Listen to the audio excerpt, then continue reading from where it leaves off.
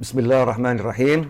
Alhamdulillahirabbil alamin. Allahumma shalli wa sallim ala sayidina Muhammadin miftahi babi rahmatillah adada ma fi ilmillah salatan wa salaman daimaini bidawami mulkillah wa ala alihi wa sahbihi. Assalamualaikum warahmatullahi wabarakatuh. Alhamdulillah kita bisa kembali melanjutkan membahas surat Yusuf. Membahas surat Yusuf. Dan pada episode yang sebelumnya kita sudah sampai pada ayat ke-14. Nah, sedikit mengulangi apa yang sudah kita bahas tadi. Bahwasannya saudara-saudara Nabi Yusuf alaihissalam sejatinya adalah orang-orang yang baik. Ya, sejatinya orang-orang yang baik yang dalam kasus ini tergoda oleh bisikan syaitan, tetapi tetap bisa menekan setan. Yang tadinya setannya menyuruh membunuh Nabi Yusuf, setan yang itu bisa dikalahkan sampai pada satu titik hanya membuang Nabi Yusuf alaihissalam atau menjadikan Nabi Yusuf jauh dari ayahnya, jauh dari ayahnya yaitu Nabi Yakub alaihissalam. Bahasa kita lebih tepatnya mengasingkan saudaranya. Jadi saudaranya diasingkan. Falamma dhahabu bihi wa ajma'u ayyaj'aluhu fi ghayabatil jub wa auhayna ilaihi latunabbi'annahum bi amrihim hadza wa hum la yash'urun. Maka ketika mereka membawanya dan sepakat memasukkan ke dasar sumur, kami wahyukan kepada Yusuf alaihissalam, engkau kelak pasti akan menceritakan perbuatan ini kepada mereka sedang mereka tidak menyadari. Baiklah, ini kita bahas ayat yang 15. Falamma dhahabu bihi. Akhirnya Nabi Yusuf alaihissalam dibawa oleh saudara-saudaranya, dibawa. Diajak pergi bekerja, tetapi dalam siasat mereka nanti Nabi Yusuf disuruh bermain. Mereka lah yang bekerja. Wa ajma'u ayyaj'aluhu fi ghayabatil jub. Mereka sepakat masukkan ke dasar sumur. Al-Quran tidak menceritakan bagaimana cara mereka memasukkan Nabi Yusuf alaihissalam ke dasar sumur. Tapi berdasarkan ayat-ayat sebelumnya, tentu mereka tidak akan melakukannya dengan kasar, karena ada rasa kasih sayang yang besar sebetulnya di hati kakak-kakaknya. Ya, ada rasa kasih sayang yang besar. Singkat cerita, Nabi Yusuf alaihissalam dimasukkan ke dalam sumur. Nah, apa yang terjadi di dalam sumur? Maka di dalam sumur Allah mewahyukan kepada Nabi Yusuf alaihissalam. Jadi wahyu pertama kali yang diterima Nabi Yusuf alaihissalam adalah ketika berada di dalam sumur, ketika dibuang oleh saudara-saudaranya. Wahyu ini apa? Ahli tafsir mengatakan wahyu yang saat itu adalah wahyu yang sifatnya ilham. Wahyu ini diberikan langsung ke dalam hati Nabi Yusuf alaihissalam sebagai ilham, seperti diberikannya wahyu kepada ibunya Nabi Musa alaihissalam, ke dalam hati.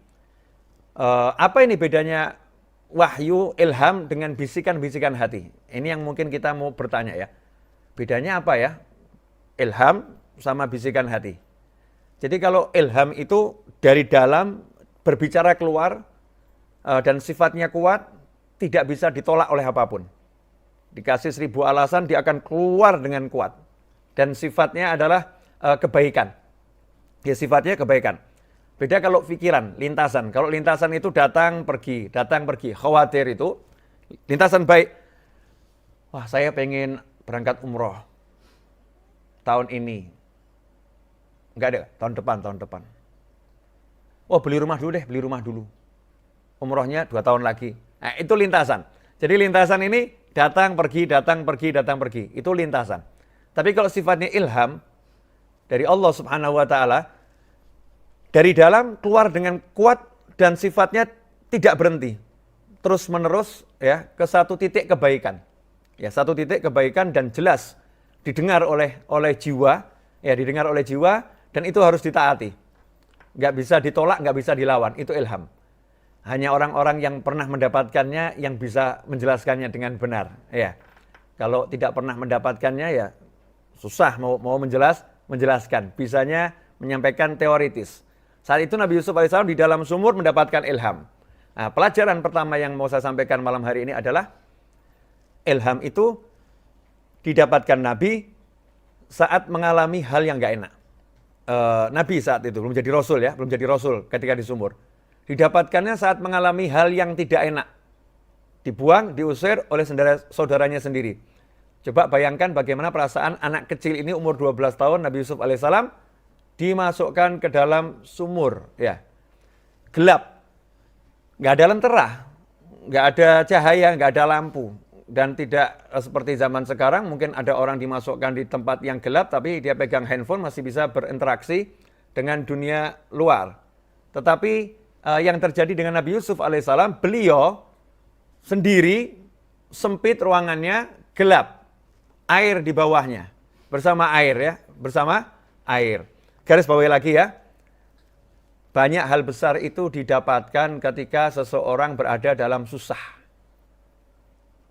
Jadi banyak hal besar itu didapatkan oleh seorang ketika dalam keadaan terpuruk. Banyak hal besar itu didapatkan oleh seorang ketika dizolimi. Ya, ketika lagi dizolimi, maka dia mendapatkan hal yang besar dari Allah Subhanahu wa taala, karunia ilahi. Nah, pelajarannya, kalau suatu saat ya, kita mengalami hal yang nggak enak, jangan berpikir yang nggak enak. Ya, jangan berpikir yang nggak enak. Tapi berpikirlah bahwasannya ada karunia ilahi yang besar yang akan diberikan oleh Allah Ta'ala kepada saya. Dari mana kamu tahu? Dari Al-Quran. Yang mana? Yaitu kisah Nabi Yusuf alaihissalam dan kisah-kisah Nabi yang lain. Dalam kisah Nabi Yusuf alaihissalam, saat tidak berdaya di dalam sumur, Nabi Yusuf dihibur oleh Allah Subhanahu wa Ta'ala. Para ulama mengatakan, hiburannya itu adalah dengan dikasih tahu, kamu akan menceritakan perbuatan mereka ini, ya, kepada mereka sementara mereka tidak menyadarinya. Ada pula yang mengatakan di dalam sumur didatangi oleh malaikat Jibril alaihissalam, ya, dan menyampaikannya. Kamu nanti akan menjelaskan perbuatan mereka ini kepadamu nanti sementara mereka tidak mengetahuinya, tidak menyadarinya. Artinya apa? Don't worry, jangan khawatir, kamu akan selamat, ya, kamu akan menang, mereka akan mendatangi kamu semua, kamu tidak akan berpisah, kamu akan bertemu dengan mereka. Allah Ta'ala sudah menjamin pada Nabi Yusuf alaihissalam, kamu akan selamat dan kamu akan menang. Ini hiburan dari Allah Ta'ala. Pelajarannya apa? Jadi kalau kita dalam susah dan kita berpegang pada Allah Subhanahu wa Ta'ala, Allah akan mengirimkan tuh hiburan. Allah akan mengirimkan kabar gembira. Allah akan mengirimkan tanda-tanda kemenangan kepada orang yang sedang menghadapi masalah tersebut dan sedang dizolimi. Wahum la yash'urun. Kapan itu? Nanti, ya. Nantinya kapan? Saat sudah menjadi menteri, menjadi pejabat. Nanti, bukan sekarang. Waktunya lama. Ya, waktunya lama. Di sini ada pelajaran bahwasannya orang-orang yang soleh, orang-orang yang baik itu ya, orang-orang yang dizolimi, mendapatkan kemenangan itu tidak serta-merta. Jadi kebaikan itu akan datang bertahap sampai pada puncaknya. Beda dengan keburukan. Keburukan itu datangnya langsung, bleng. Ya, datangnya langsung, terus selesainya cepat. Itu keburukan. Tapi kalau kebaikan untuk orang-orang soleh ini datangnya bertahap, semakin lama semakin naik. Ya, kebaikannya semakin memuncak. Ya, semakin memuncak dan sampai akhirnya disempurnakan oleh Allah Subhanahu wa Ta'ala. Ayat